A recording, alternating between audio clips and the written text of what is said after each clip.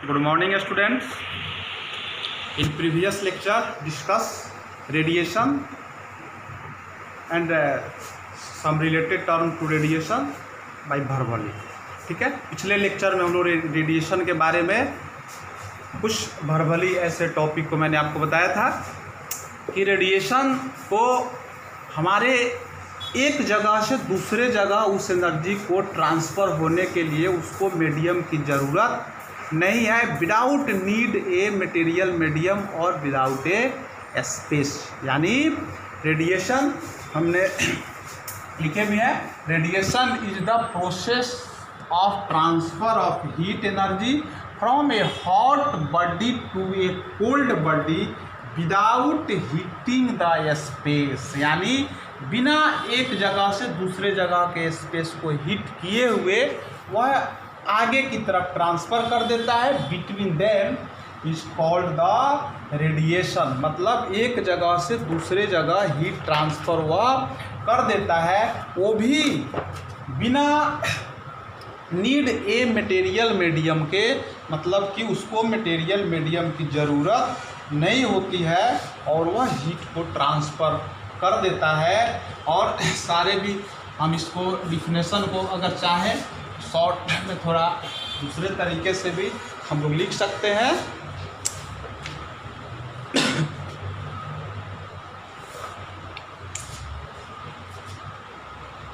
और कर करके वो लिख सकते हैं, transfer of heat without the need a material medium is called radiation. ऐसे भी आप इसको लिख सकते हैं, the transfer of heat without the need a material medium. यानी बिना मटेरियल मीडियम के नीड्स के जो एक जगह से जो दूसरे जगह हीट ट्रांसफ़र आपको होता है उसे हम लोग without need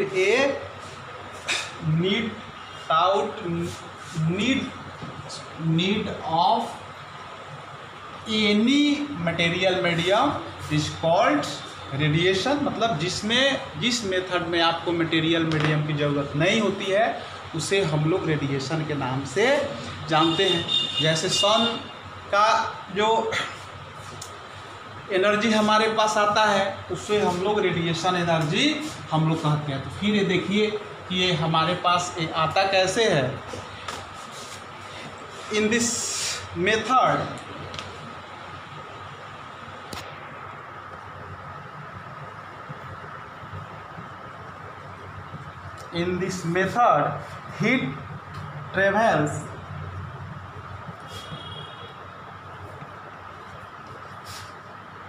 heat travels in the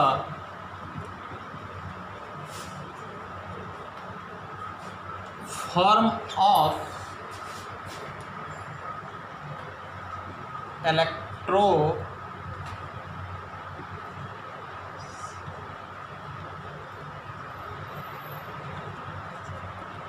electromagnetic waves और रे भी आप इसमें जोड़ सकते हैं। इलेक्ट्रोमैग्नेटिक वेव्स और रे। देखिए इस प्रोसेस में होता क्या है कि इलेक्ट्रोमैग्नेटिक वेव यानी ऐसा वेव जिसको ट्रेवल करने के लिए मीडियम की ज़रूरत नहीं होती है। इलेक्ट्रोमैग्नेटिक वेव के बारे में आपको आगे जानना है, अभी आप इतना ही जाने। In this process heat travels from one place to another place in the form of electromagnetic wave। Electromagnetic wave में ट्रेवल करता है, इसीलिए इसको मीडियम की ज़रूरत नहीं होती है। क्लियर है? अब हम in the radiation process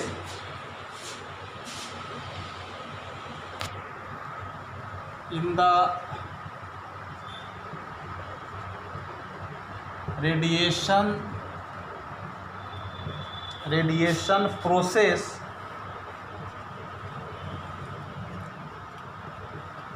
does not need any medium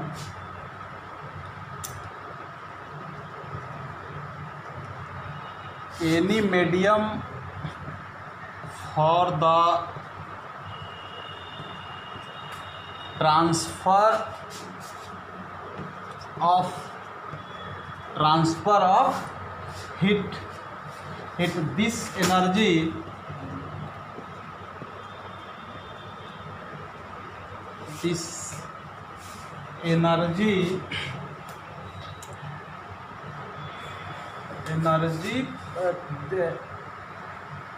in this radiation process does not need any medium for transfer of heat. This energy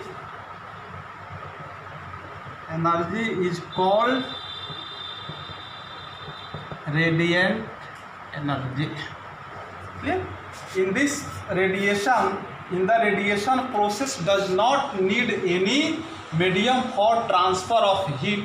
This energy मतलब जिस एनर्जी को एक जगह से दूसरे जगह ट्रांसफ़र होने के लिए हमारा मीडियम की ज़रूरत नहीं होती है, उसे हम लोग रेडिएंट एनर्जी के नाम से जानते हैं। देखिए आपके बुक में भी लिखा हुआ है कि radiant energy in this method the travel from electromagnetic wave does not require any medium for the transfer energy. Transfer in this process, this process can take place. A process, radiation process हमारा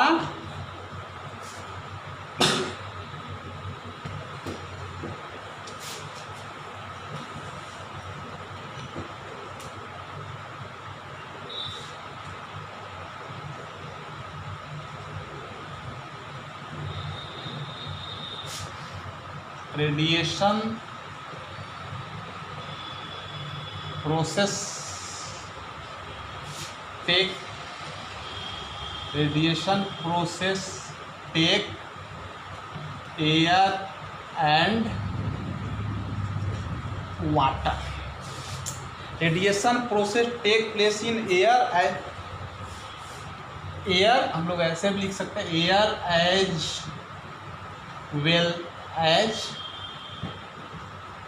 as well as water. यानी radiation का process जो होता है सो हमारा air में भी होता है और वाटर में भी होता है। और इसमें जो ऑब्जेक्ट हमारा एनर्जी को प्रोड्यूस करता है उसे हम लोग रेडिएंट एनर्जी के नाम से जानते हैं, जिसमें मटेरियल मीडियम की ज़रूरत नहीं होती है। और ये रेडिएशन जो है सो हमारे अगर किसी ऑब्जेक्ट पे पड़ता है तो उसके नेचर पे डिपेंड करता है। रेडिएशन एनर्जी किस पे डिपेंड करता है? ऑब्जेक्ट के नेचर पे। Radiation is the transfer method heat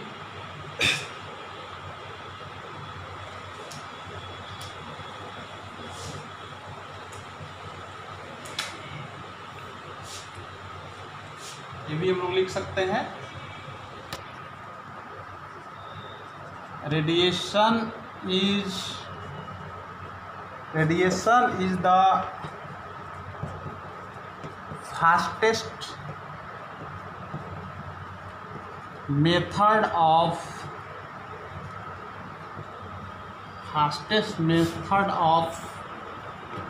heat transfer.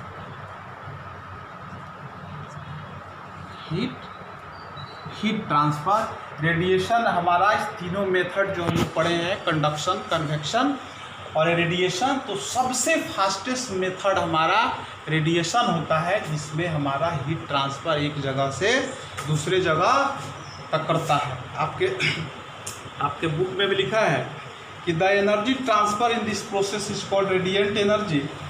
This mode does not require any medium. The energy transfer in this process is called radiant.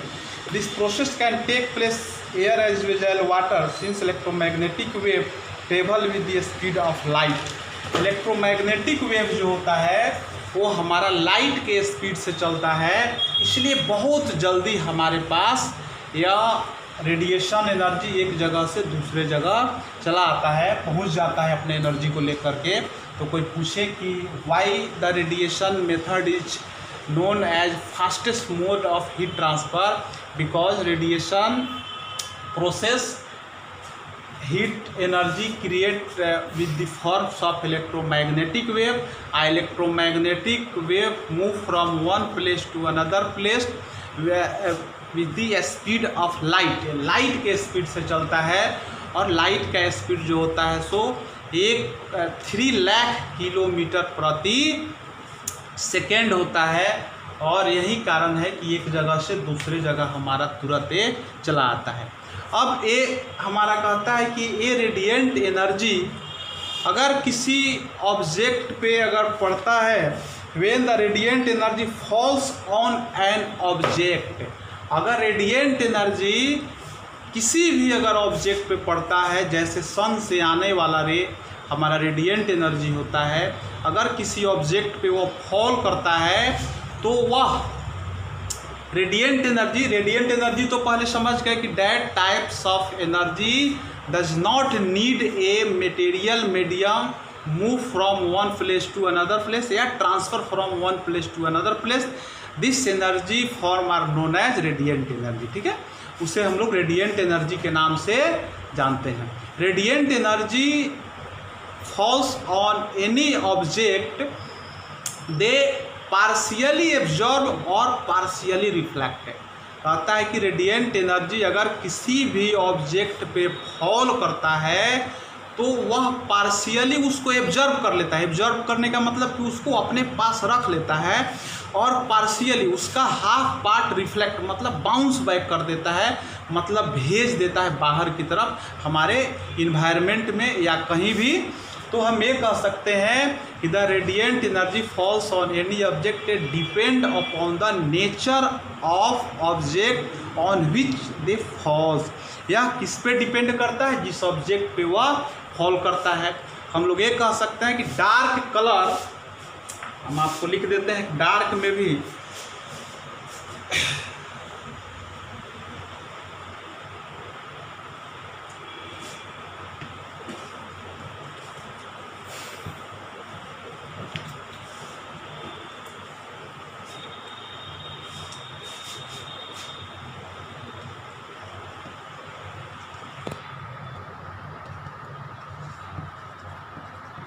dark color are good absorbers of heat। Dark colour are good absorber of heat, यानी dark colour अगर जो भी हो, हमने क्या बताया कि अगर रेडिएंट एनर्जी किसी भी ऑब्जेक्ट पे फॉल करता है तो उसका रिफ्लेक्शन और एब्जॉर्बर उस ऑब्जेक्ट के नेचर पे डिपेंड करेगा। अगर डार्क कलर है तो डार्क कलर हमारे हीट को एब्जॉर्ब करता है, वह गुड एब्जॉर्बर होता है। But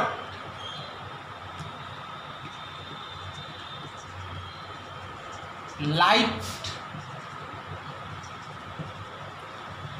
colour are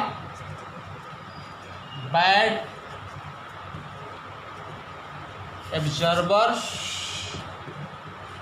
of heat.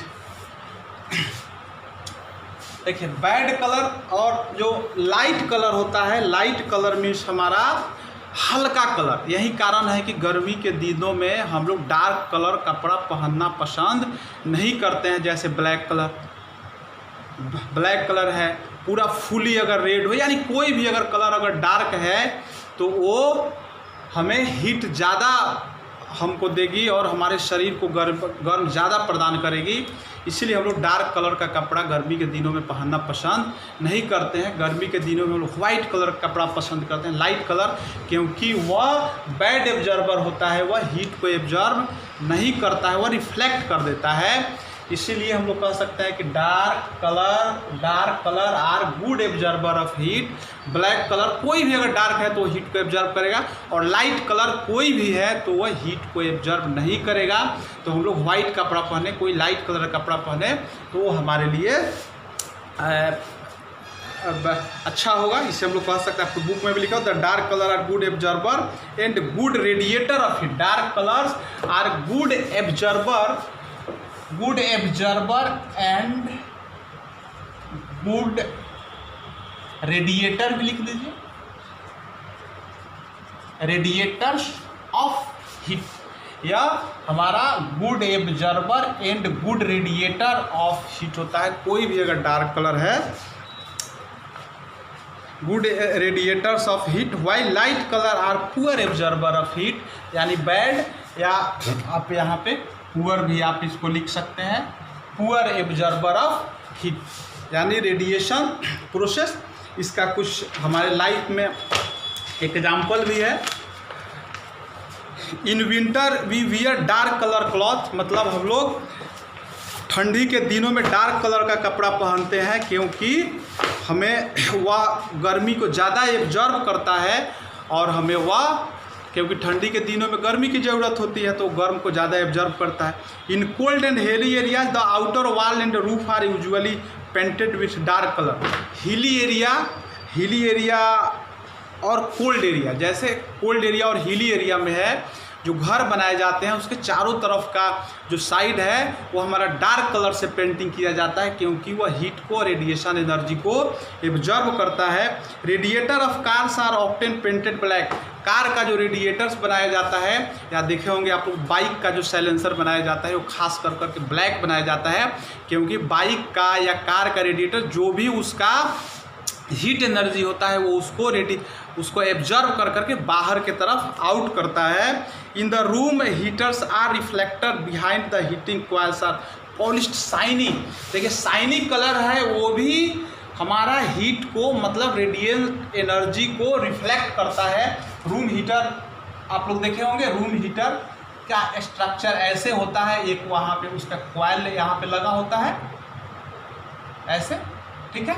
तो ए पार्ट जो होता है उसका, ये पार्ट काफ़ी शाइनी बनाया जाता है, काफ़ी आपको स्टील के कलर का, सिल्वर ग्रे कलर का पेंटिंग रहता है, काफ़ी शाइनिंग रहता है, कि अगर ए यहाँ से हीट प्रोड्यूस कर करके सभी लाइन पर अगर ऐसे भेजता है, और ए इसको शाइनिंग कलर है, वो भी हमारा गुड रिफ्लेक्टर ऑफ हीट होता है।